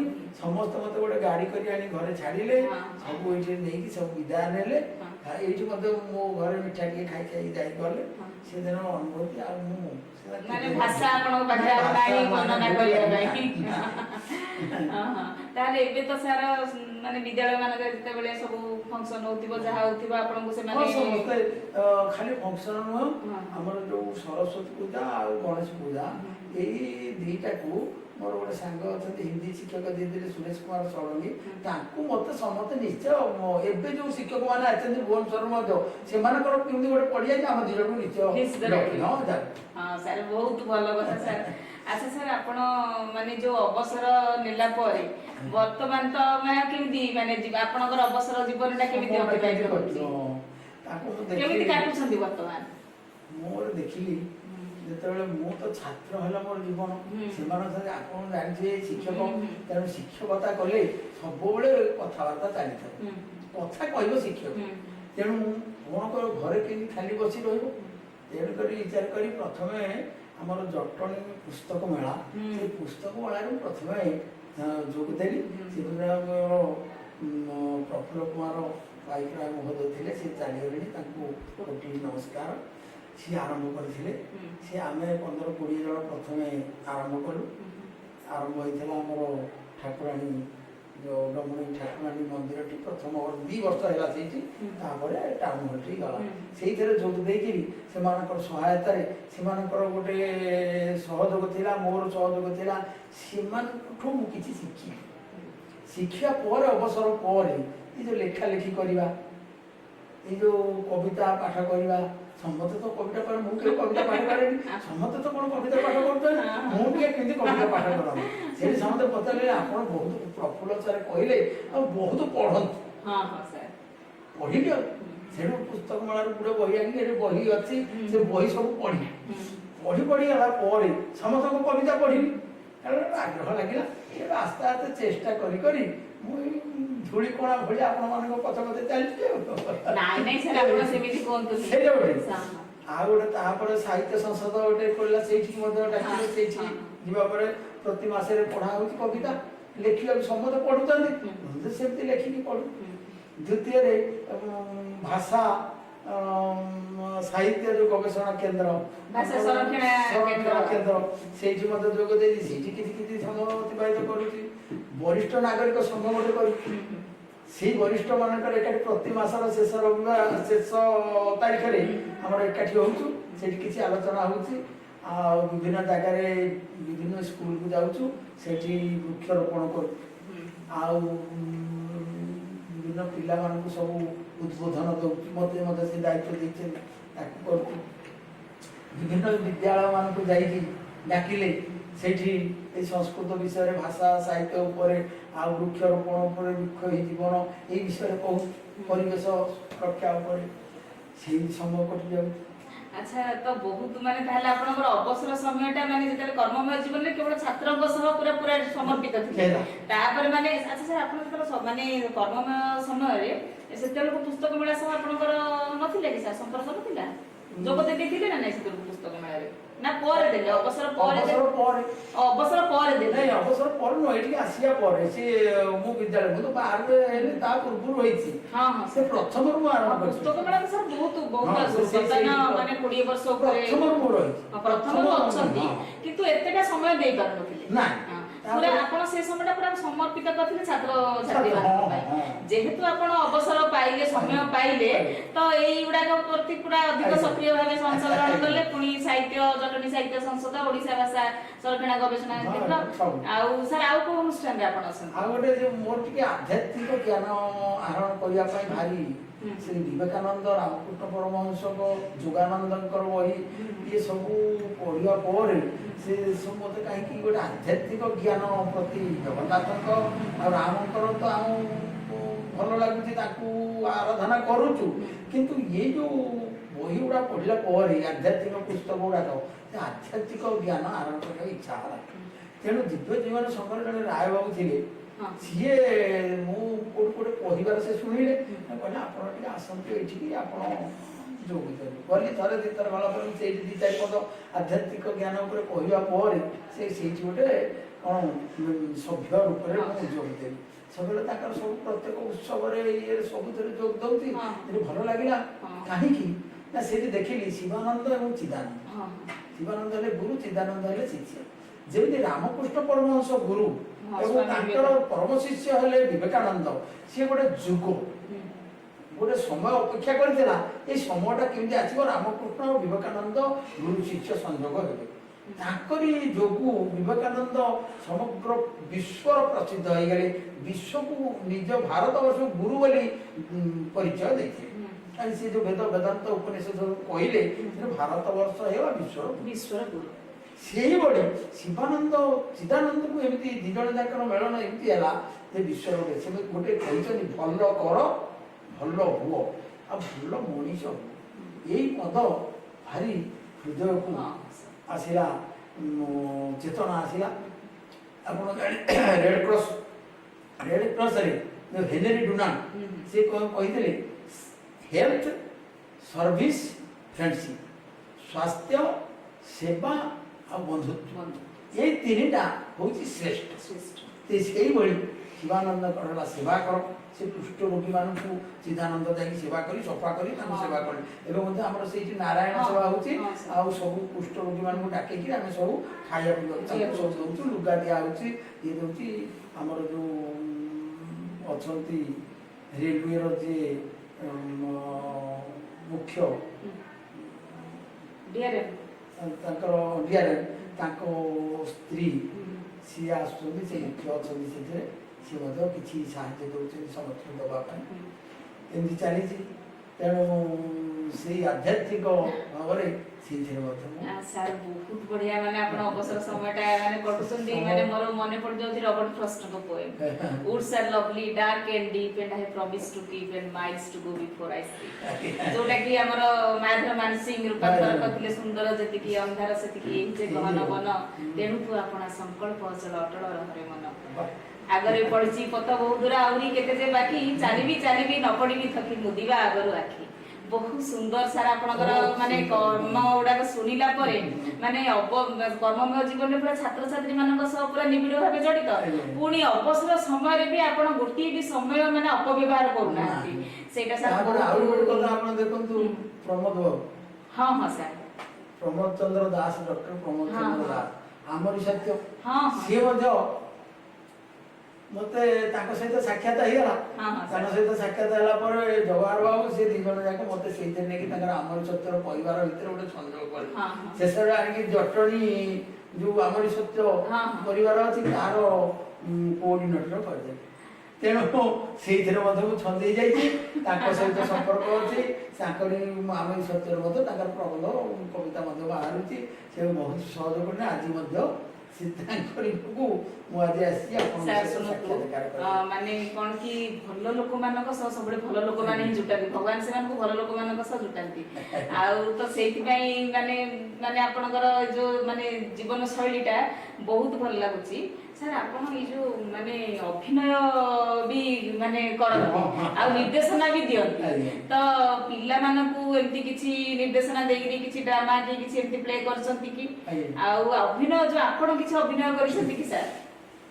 ଯେତେବେଳେ ମହାବିଦ୍ୟାଳୟରେ ମୁଁ ପଢୁଥିଲି ସେଇଠି ସବୁ ପ୍ରତିବର୍ଷ ଆମର ପୁରୀରେ ଯେତେ କଲେଜ ଅଛି ସବୁ କଲେଜରେ ଗଣ୍ଡଗୋଳ ହୁଏ ତାଙ୍କର ଫଙ୍କସନ ମାନଙ୍କରେ। କିନ୍ତୁ ଆମର ଯୋଉ କଲେଜର ମହାବିଦ୍ୟାଳୟରେ ଯୋଉ ଫଙ୍କସନ ହବ ବାର୍ଷିକ ଉତ୍ସବ ସେଇଥିରେ ପୁରୀର ଶହ ଶହ ଲୋକ ଆସିକି ଦେଖିବେ। ଶାନ୍ତ ଚିତ୍ତ ଗୋଟେ ଗଣ୍ଡଗୋଳ କିଛି ହୁଏ। ସେ ତେଣୁକରି ଆମର ସେଠି ସଂସ୍କୃତ ଡ୍ରାମା ହୁଏ। ଜଣେ ବୈକୁଣ୍ଠ ବିହାରୀ ନନ୍ଦ ଥିଲେ ଆମର ଅଧ୍ୟାପକ। ସିଏ ସଂସ୍କୃତ ପାଲା, ସଂସ୍କୃତ ଦାସକାଠିଆ, ସଂସ୍କୃତ ଡ୍ରାମା ଶିଖେଇ। ସେ ସଂସ୍କୃତ ଡ୍ରାମାରେ ଗୋଟେ ବାଣ ହରଣ ସେଥିରେ ମୁଁ ଭୀମ ଅଭିନୟ କରିଥିଲି। ତାପରେ ଗୋଟେ ହେଇଥିଲା ସିଂହଳ ବିଜୟ, ସେଇଥିରେ ମୁଁ ଉତ୍କଳ ଯୁବରାଜ ସବୁ ସଂସ୍କୃତରେ ଭାଷଣ ଆଲୋଚନା ସୁନ୍ଦର ହେଇଥିଲା। ସେ ସବୁ ସିନେରୀ ସବୁ କରିକିରି ସେଥିରେ ସବୁ ନଦୀ, କୁମ୍ଭୀର, ମଶାଣୀ, କାପାଳିକ ଏମିତି ଏକଦମ ବହୁତ ସୁନ୍ଦର ସେ କରାହେଇଥିଲା। ତାପରେ ସେ କଲେଜ ଯେତେବେଳେ ଇଲେକ୍ସନ ହେଲା, ଇଲେକ୍ସନରେ ଆମର ଗୋଟେ ଦଳ କରିଥିଲୁ से दल से ड्रामाटिक सेक्रेटरी होती आमर जो होता आमर सांस्कृतिक सचिव से विजय लाभ करी ड्रामा सब कर जो आमर प्रतिहारी रामचंद्र प्रतिहारी थे जे आमर निर्देशक चलचित्र निर्देशक तांकर भाई पूर्णचंद्र पड़ियारी हाथी पड़ियारी बोली कहते सब आनी हाथी पड़ियारी आम भाई सी एत सुंदर निर्देशना दिखती बहुत सुंदर निर्देशना मु कमेडी रोल टे करे गोटे थर कर संध्या तारा से गोटे भिलेन रोल था कई करें मत देले मोटे मिलानी मत कहला सर कौन करी घरे आसिक जो छात्रावास गोटे टेबुल पकईदेवी दर्पण रखीदेवी गोटे कागज मथिदेवी मुझे सिगारेट खाइनी ताकू धरवि आक्शन अच्छे जमी मत सेमती करी प्रथम पुरस्कार पाई से जो गोटे आग्रह है शिखी जाइए सब प्रथम जो कलेज पहुँचली गोटे है जो फैंसी ड्रेस प्रथम प्राइज प्रथम पाइली से मत ना होगा ना जो मुंडपता केलार करी नाके टाकुआ धरिकी कई कर हाँ से दिल्ली आसी चतुर्वेदी जे प्रिंसिपाल सी भूरी भूरी प्रशंसा कर निर्देशना देवर मो ना से निर्देशना जो ये कहीदे स्कूल मोर इंटरव्यू आसी जो प्रधान शिक्षक थे मत रखीदे से प्रथम जो आसी चली ये कर्णवध भीम दुशासन युद्ध केमी हम मत से पचारे रिहर्सल होता कहली कहीदेली से मोर अपॉइंटमेंट होगा से अंचल जाक जिते आम छत्तीपुर तराबई बरगुड़ मेणापदेली तिरमल सब नाट्य निर्देशना समय ना जो देवी सीरियल गोटे छात्र था दी तीन सीन करी जो लेखा लेखि सब करती बहुत बर्तमान तो साहित्य अनुष्ठान सह जड़ित हेले जो लेखा लेखि गुड़ाक आपनकर को विषय वस्तु ऊपर साधारणतः आधारित मोर यही सब आध्यात्मिक दार्शनिक आध्यात्मिक आउ समाज को शिक्षा देला आउ पिला माने केमती भलो बाटरे जिवे सेही भलिया सब मु कविता प्रबंध सब रचना करे हां सर ई आउ संस्कृत रे किछि लेखा लेखि सेमती किछि संस्कृत रा मो सेमती किछि लेखा लेखि करे हां हां सर संस्कृत रे जो नीतिबाणी जोडा श्लोक गुडा बहुत श्लोक गुडा अछि संस्कृत गुडा तो समस्त प्राय बुझी पारथि से गुडा सर ओडिया अनुवाद करबो गोटे अनुवाद करके कविता करके पढी दउ हां माने सर अपन ऊपर गोटे लेखि कि सर होय माने उपादेय तथ्य हो पिला को पे सर से संस्कृत रे कविता अनुवाद करके ताकू मध्ये पढुछि आउ सर आपण सरस्वती शिशु मंदिर कोन गोटे दायित्व बोधे नै छथि सर संकुल स्तरीय जो विद्यालय संकुल गोटे खोर्धा भुवनेश्वर संकुल स्तरीय रही से सभा को जाए सा विद्या जा विमुक्त से विद्या जे मुक्तिर मार्ग दर्शे ये विषय आलोचना हुए से जोग कहे वर्तमान तो माने अवसर समय निश्चित रूपे आपण संपूर्ण रूपे परिवार को दउछथि तो परिवार पारिवारिक जीवन विषय से टिके किछि कोन पारिवारिक जीवन बहुत खुशी समस्ते पुओ बहु नाती समस्ते मत भारी भल पाती मु समस्त भल पाए ताकू लेकिन मो जीवन आउ किछि हां सर सेटा तो सब कथा मो नाती को आगे नेबा पाई मु बहुत चेष्टा करजी से केमिति आगु को चली तेणु समस्ते वर्तमान परिवार बड़ खुशी रे चली किछि असुविधा नाही से भगवान सर प्रकृति जो माने कर्ममय जीवन में समर्पित कार्य करिथांती सेमानकर अवसर समय भी बहुत शांति रे जाइता एटा सर मु बहुत उदाहरण भी देखिछि आ जो माने कर्ममय जीवन रे करप्शन सब ए सब प्रकार करथांती अवसर जीवनटा सेमानकर केबे भी सर शांति न थाए एटा तो सर बहुत भल लागुछि सर एमिति किछि माने मुहूर्त आपनक जीवन रे आसीछि जोटा कि आपनक बेस आत्मसंतोष देछि आत्मसंतोष बहुत देछि कोन हम कॉलेज रे पढुछलु सांग होई सुरेश कुमार सड़क हां सर जानि थे हिंदी शिक्षक हम से कोठी आपन विद्यालय एबे सर से कोठी रहउछथि से हम ए जटने रे रहउछथि सरस्वती शिशु विद्या मंदिर पछबाटे हां रिटायर्ड से भी अवसर सी नहीं अवसर नहीं आमे गोटे प्रकोष्ठ गोटे कोठरी छात्रावास एकाठी थी सी गोटे खटर मु गोटे खटर घर बाणपुर आम घर ओडगाँ आम दिज जाए आम दिज एत सांग हो गलु कॉलेज समस्त कहले ये दी भाई आसे सांग आसू कॉलेज जीवन में केवे आम कली कर मन मत किसी ना अचकुचरे चलीगला मुसी जमी मोर पाठ पढ़ा सरला मुझे जॉइन कली 78 मोर पाठ पढ़ा शेष है 79 जॉइन कली सी कौन कले हिंदी शिक्षक हेले घर पाखे मानपुर से जो हिंदी शिक्षक हेले ट्रेनिंग रे पठेदेले कटक ये थे हिंदी शिक्षक सी आमर से नयागढ़ पाख ओडगाँ पाख सी आम कॉलेज ऊपर बैच में पढ़ते सी मत आणिक रखी कहीकि ये जो पलैले रिटायर्ड कौन प्रमोशन होगी गोटे सिटी स्कूल को पलैले से खाली रहा मुझे देखिली मो सांग तो अच्छी देखिया कहवा गोटे चिठी पठेली मुझे जदि तोर ये लिस्ट रे अच्छी तू पलि आसे आम स्कूल सी जाकि लगे आम स्कूल पलि आस दी जन जाक गोटे स्कूल पढ़ी रही जो दी जन जाक गोटे स्कूल रही एकाठी से जो पूर्वर बंधुत्व आहरी निबिड़ होगा आम पिला शिखेलु देख पिला आम दी जन केते सांग हिंदी संस्कृत पढ़ती स्कूल मान से अलग अलग तेणु समस्त सब प्रधान शिक्षक आसी कहे कौन आश्चर्य कथा हिंदी शिक्षक तो कौ स्कूल पढ़ती हिंदी संस्कृत पढ़ती पढ़ती तेणु ये भारी आनंद सब प्रधान शिक्षक आम संतुष्ट से जो छात्र मान आम शिक्षा देलु यही बंधुत्व जीवन यापन करूँ केवे सांग मित्र द्रोही कृतघ्नच जस्त विश्वासघातक त्रयस्ते नरकम जाती जावत चंद्र दिवाकर तेणु कृतघ्न दिए उपकार जे अपकार कर कृतघ्न मित्र द्रोही जे मित्र को द्रोह कर विश्वासघातक ये 3 जन जाक नरक को जाते चंद्र सूर्य छुआ पड़ तेणु पिला बुझे तेणु कहले तो हिंदी संस्कृत सारे 2 जन जाक हमारा से बंधुत्व से भूली हो ना सर आ गोटे कथा माने प्रत्येक जीवन में तो सुख दुख लगी रही तो एमती किसी केतेबेले एमती किसी गोटे दुख माने आसीची कि जोटा कि आपन को बहुत आघात देछि हां देछि मोर 4टा भौणी हां 4टा भौणी गोटे भौणी जे कि बहुत भल अतरा से 10 पल्ला थिला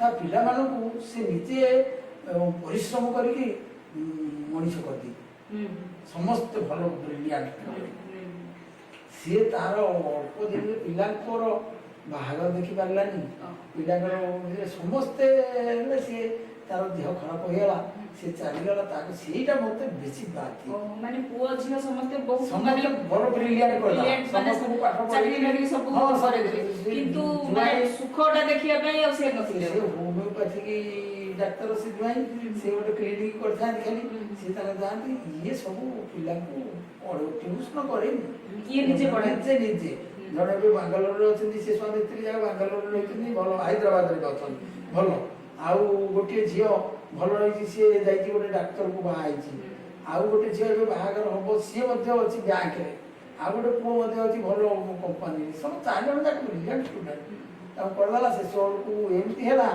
से 4 जन जाक भल देखी पारा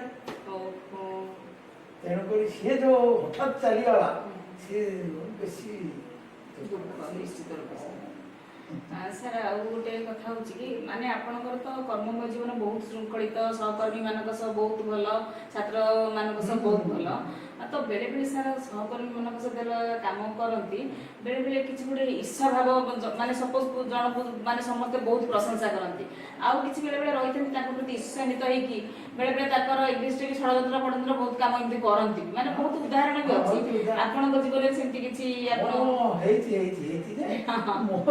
मु तो समझ हसिकी मत जे गाड़ी कर प्रथम हठात मोर गोटे टिके हठात लगी लगी आखि बंद करदे आखि बंद करदे गाड़ी काणी लगी देखिए आउ थे मिसीगले से मिसी घटना स्कूल तेणु माने घटना तीव्र घटना ମାନେ ସେ ଅତି ଭଲ କାମ କରିବାରୁ ହଁ ହଁ ସାର୍ ଯେ ମୋ ଛାତ୍ରମାନଙ୍କୁ ଧରିକି ଆଣିକି ହଁ। ଆମକୁ ଗାଳି ଶୁଣେଇଲି। ହଁ, ସାର୍। ଗାଳି ଶୁଣିବାରୁ ଟିକେ କାନ୍ଦ ଲାଗିଲା। ହୁଁ। ତେଣୁ ବିରକ୍ତ ହେଇକି କେତେ ଦିନ ତାକୁ ସେଇ ରିଟାୟାର୍ଡ ହେଲେ ମଧ୍ୟ ତାଙ୍କୁ କଥାବାର୍ତ୍ତା କଲି। କିନ୍ତୁ ତାଙ୍କ ବାପା ହେଉଛନ୍ତି ଆମର ବିଦ୍ୟାଳୟର ହିତଚିନ୍ତକ, ସେକ୍ରେଟାରୀ ଥିଲେ। ତାଙ୍କ ଘର ସହିତ ଆମର ନିବିଡ଼ ସମ୍ପର୍କ। କିନ୍ତୁ ତାଙ୍କର ଦେହାନ୍ତ ବେଳେ ସମସ୍ତେ ପଳେଇଲୁ ଆମେ ସେଇ ହିନ୍ଦୀ ସାରଙ୍କର ବୋର୍ଡ। ସେ ଦି ଜଣ ଯାକ ଆମେ ଏଇ ଇଏରେ ପଡ଼ିଥିଲୁ। ଝିଅ ଜଣ ସାଙ୍ଗେ ସାଙ୍ଗେ ସେଇଠିକି ଗଲୁ, ତାଙ୍କ ମୃତ୍ୟୁ ଦେଖିବାକୁ ଗଲୁ, ମୃତ୍ୟୁ ଦିନ ଗଲୁ, ତାଙ୍କର ସବୁଥିରେ ଯୋଗ ଦେଲୁ।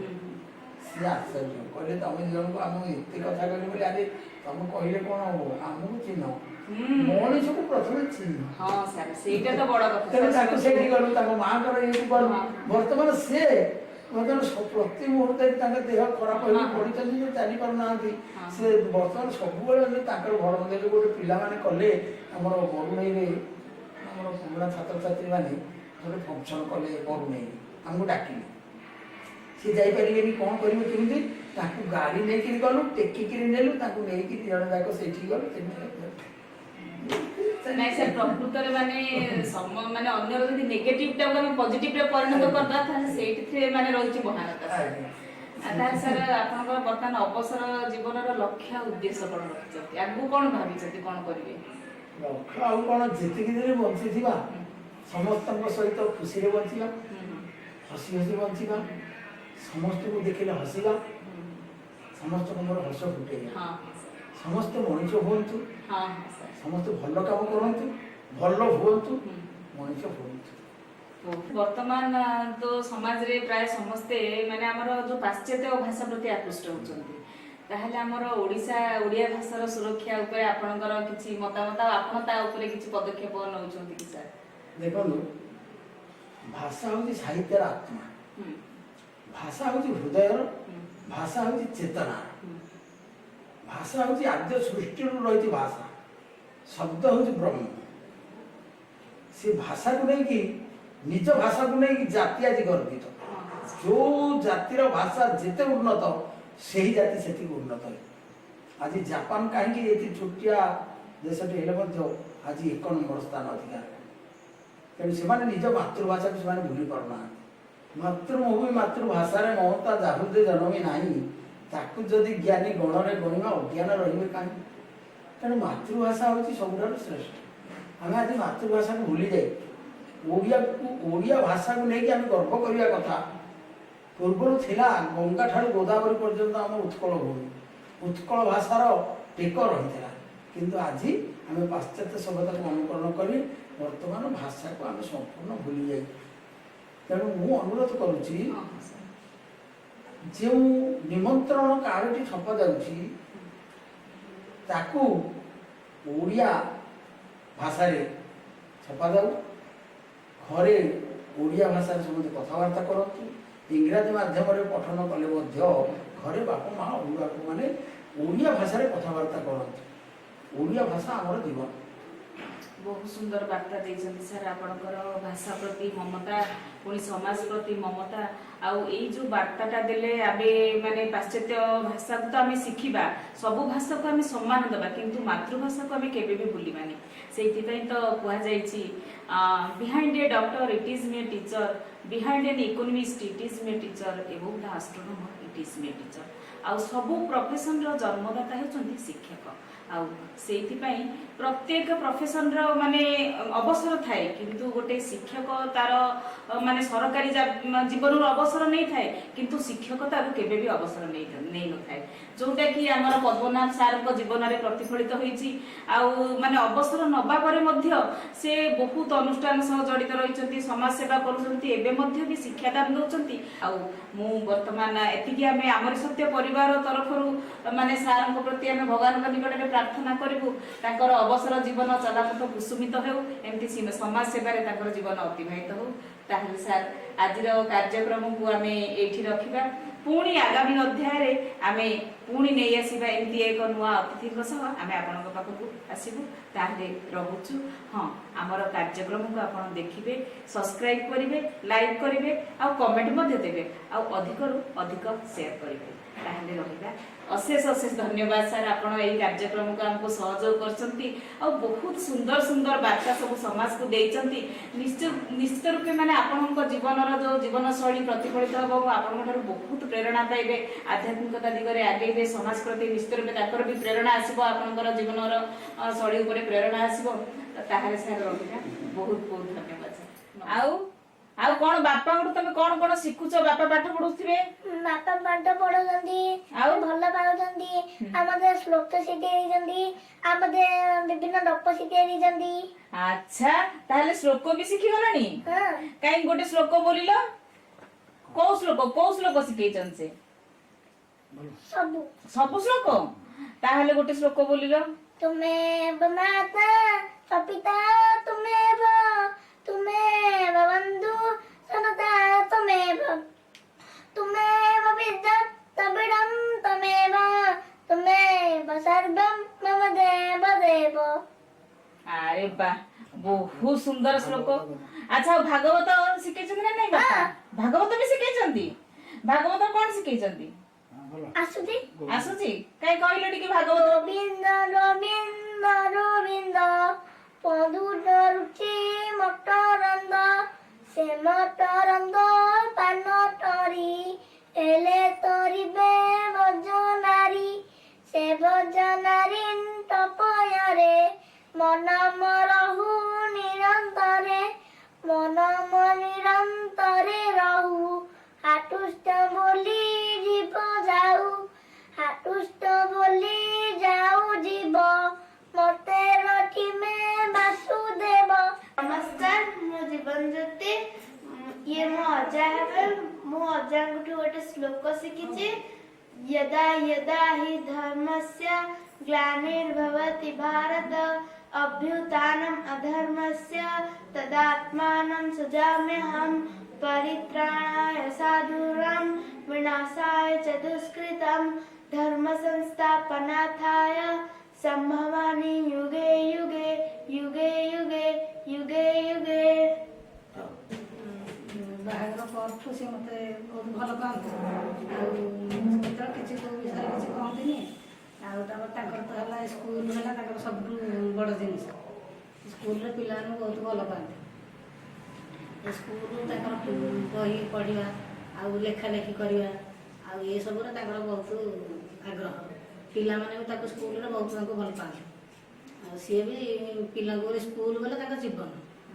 ସରୋଜ କୁମାର ପାଣିଗ୍ରାହୀ, ସେ ମୋ ବାବା ହେବେ। ଆଉ କ'ଣ କହିବା ବାବାଙ୍କ ବିଷୟରେ, ପିଲାଦିନୁ ବାବା ଆମକୁ ବହୁତ ମାନେ ଯତ୍ନ ନେଇଛନ୍ତି ଆଉ ପାଠ ପଢ଼ିବାଠୁ ଧରିକି ସବୁ ଜିନିଷରେ। ଆଉ ପିଲାଦିନୁ ମୁଁ ବି ବାବାଙ୍କ ପାଖରେ ଛାତ୍ର ଜୀବନ ସମୟରେ ମଧ୍ୟ ମୁଁ ପାଠ ପଢ଼ିବି ବାବାଙ୍କ ପାଖରେ। ଆଉ ମୋର ପାଠ ପଢ଼ିବା ସରିବା ପରେ କ'ଣ କରିବି ମୁଁ ଚିନ୍ତା କରିପାରିନଥିଲି, କିନ୍ତୁ ବାବା ମୋତେ ମେଡ଼ିକାଲ ଲାଇନରେ ଯିବା ପାଇଁ ବହୁତ ଇମ୍ପ୍ରେସ୍ କରିଥିଲେ। ତେଣୁକରି ମୁଁ ଆଜି ଏଇ ଜାଗାରେ ଅଛି। ମୋ ନାଁ ମନୋଜ କୁମାର ପାଣିଗ୍ରାହୀ। ମୁଁ ଶ୍ରୀଯୁକ୍ତ ପଦ୍ମନାଭ ପାଣିଗ୍ରାହୀ, ଯିଏକି ମୋ ବାବା ତାଙ୍କର କନିଷ୍ଠ ପୁତ୍ର ହେବେ। ବାବାଙ୍କ ବିଷୟରେ କ'ଣ କହିବି, ବାବା ମାନେ ମୁଁ ଯେଉଁ ସ୍କୁଲରେ ପାଠ ପଢ଼ୁଥିଲି ବାବା ସେ ସ୍କୁଲରେ ଶିକ୍ଷକ ଥିଲେ। ଆଉ ମୁଁ ବି ଦେଖିଛି ବାବାଙ୍କୁ ଶିକ୍ଷକ ଆଉ ମୋର ଗୁରୁଜନ, ମୋର ଅଭିଭାବକ, ମାନେ ସବୁକିଛି ବାବା ମୋର। ଆଉ ଯଦି ଆଜି କିଛି ବି ମୁଁ ଅଛି କ'ଣ ନାହିଁ ତ ସବୁକିଛି ବାବାଙ୍କ ପାଇଁ। ମୁଁ ସ୍ୱର୍ଣ୍ଣମୟୀ ଧର, ମୁଁ ହେଉଛି ତାଙ୍କ ବଡ଼ ଭଉଣୀ। ଆଉ ବାବାଙ୍କ ବିଷୟରେ ମୁଁ ବା ଅଧିକା କ'ଣ କହିବି। ସିଏ ହେଉଛନ୍ତି ଜଣେ ବହୁତ ଭଲ ବ୍ୟକ୍ତିତ୍ୱ। କବିତା ଲେଖିବା, ଲେଖାଲେଖି କରିବା, ସତ୍ସଙ୍ଗ ଏସବୁ ହେଉଛି ତାଙ୍କର ବହୁତ ପ୍ରିୟ। ଠାକୁରଙ୍କ ପ୍ରତି ଭକ୍ତି ତାଙ୍କର ଅଛି। ସେ ଭକ୍ତି କାମ କରିବା ପାଇଁ ବହୁତ ଭଲ ପାଆନ୍ତି।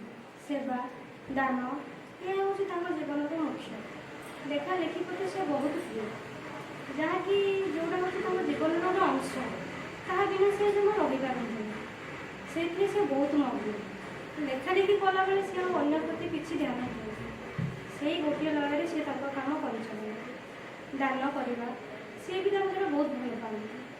ସେ ହେଉଛି ତାଙ୍କ ମାନେ ବହୁତ ସୁଖ ଦିଏ, ତାଙ୍କ ମନକୁ ସୁଖ ଦିଏ, ତାଙ୍କୁ ବହୁତ ଭଲ ବି ଲାଗେ ଏସବୁ କରିବା ପାଇଁ। ବହୁତ ଗୁଡ଼ିଏ ସତ୍ସଙ୍ଗ ଯିବା, କିଛି ସଂସ୍ଥାରେ ମିଶିବା, ଶିଖିବା, ଶିଖେଇବା ଏଇସବୁ ତାଙ୍କର ହେଉଛି କାର୍ଯ୍ୟ। ସ୍କୁଲରୁ ଅବସର ନେଲା ପରେ ସିଏ ଏଇସବୁ କାର୍ଯ୍ୟରେ ବର୍ତ୍ତମାନ ଅଛନ୍ତି। ସାଗରିକା ପଣ୍ଡା, ମୁଁ ତାଙ୍କ ଝିଅ ହେବି। ଆଉ ବାବାଙ୍କ ବିଷୟରେ ମୁଁ କ'ଣ କହିବି, ସେ ତ ବହୁତ ବହୁତ ଭଲ ବାବା। ଆଉ ମୁଁ ସବୁବେଳେ ଭଗବାନଙ୍କୁ ପ୍ରାର୍ଥନା କରେ ଯେ ସେଇ ସବୁ ଜନ୍ମରେ ମୋର ବାବା ହିଁ ହେଇ ଜନ୍ମ ହୁଅନ୍ତୁ। ଆଉ ସେ ଜଣେ କେବଳ ଭଲ ବାବା ମୋର ବୋଲି ନୁହେଁ, ସେ ଭଲ ଶିକ୍ଷକ ଜଣେ। ଆଉ ଛାତ୍ରଛାତ୍ରୀମାନେ ବହୁତ ବଢ଼ିଆ ତାଙ୍କୁ ଭଲ ପାଆନ୍ତି। ଆଉ ସେ ତାଙ୍କର ତ ବହୁତ ଶ୍ଲୋକ ଆଉ କବିତା ଲେଖିବା ତାଙ୍କର ବହୁତ ଆଗ୍ରହ। ସେ ଚାହୁଁଥିଲେ ଆମେମାନେ ବି ପିଲାମାନେ ବି ବହୁତ ଭଲ କରୁ, କିନ୍ତୁ ଆମେ ତାଙ୍କର ସେଇ ଗୁଣକୁ ନିଜ କରିପାରିଲୁନି, କିଛି କରିପାରିଲୁନି, ସେଇଟା ବହୁତ ବଡ଼ ଦୁଃଖ। ଆଉ ମୁଁ ଭାବୁଛି ଯଦି ନାତି ନାତୁଣୀ ତାଙ୍କର ସବୁ କରନ୍ତେ ବହୁତ ଭଲ ହୁଅନ୍ତା, ତାଙ୍କଠୁ କିଛି ଶିଖନ୍ତେ। ମୁଁ ବି ସେୟା ଚାହୁଁଛି ମୋ ପୁଅ ବି ତାଙ୍କଠୁ କିଛି ଶିଖୁ, ଆଉ ସେତିକି ସୁଯୋଗ ମିଳୁ ମୋ ପୁଅକୁ ବାବାଙ୍କଠୁ କିଛି ଶିଖିବା ପାଇଁ। ତାଙ୍କ ଆଶୀର୍ବାଦ ସବୁବେଳେ ରହୁ ବାବାଙ୍କ ଉପରେ। ମୋତେ ବି ବହୁତ ଭଲ ପାଆନ୍ତି ବାବା। କେବେ ବି ପିଲାଦିନ ଆଜି ଆମ ଉପରେ କେବେ ହାତ ବି ଉଠେଇ ନାହାନ୍ତି କୌଣସି କଥାରେ। ଭଲ ଶିକ୍ଷା ଦେଇଛନ୍ତି, ଭଲ ସଂସ୍କାର ମୋତେ ଦେଇଛନ୍ତି। ସେଥିପାଇଁ ମୁଁ ବି ଆଜି ଶାଶୁଘରେ ବହୁତ ଭଲରେ ଅଛି ତାଙ୍କ ସଂସ୍କାର ଯୋଗୁଁ।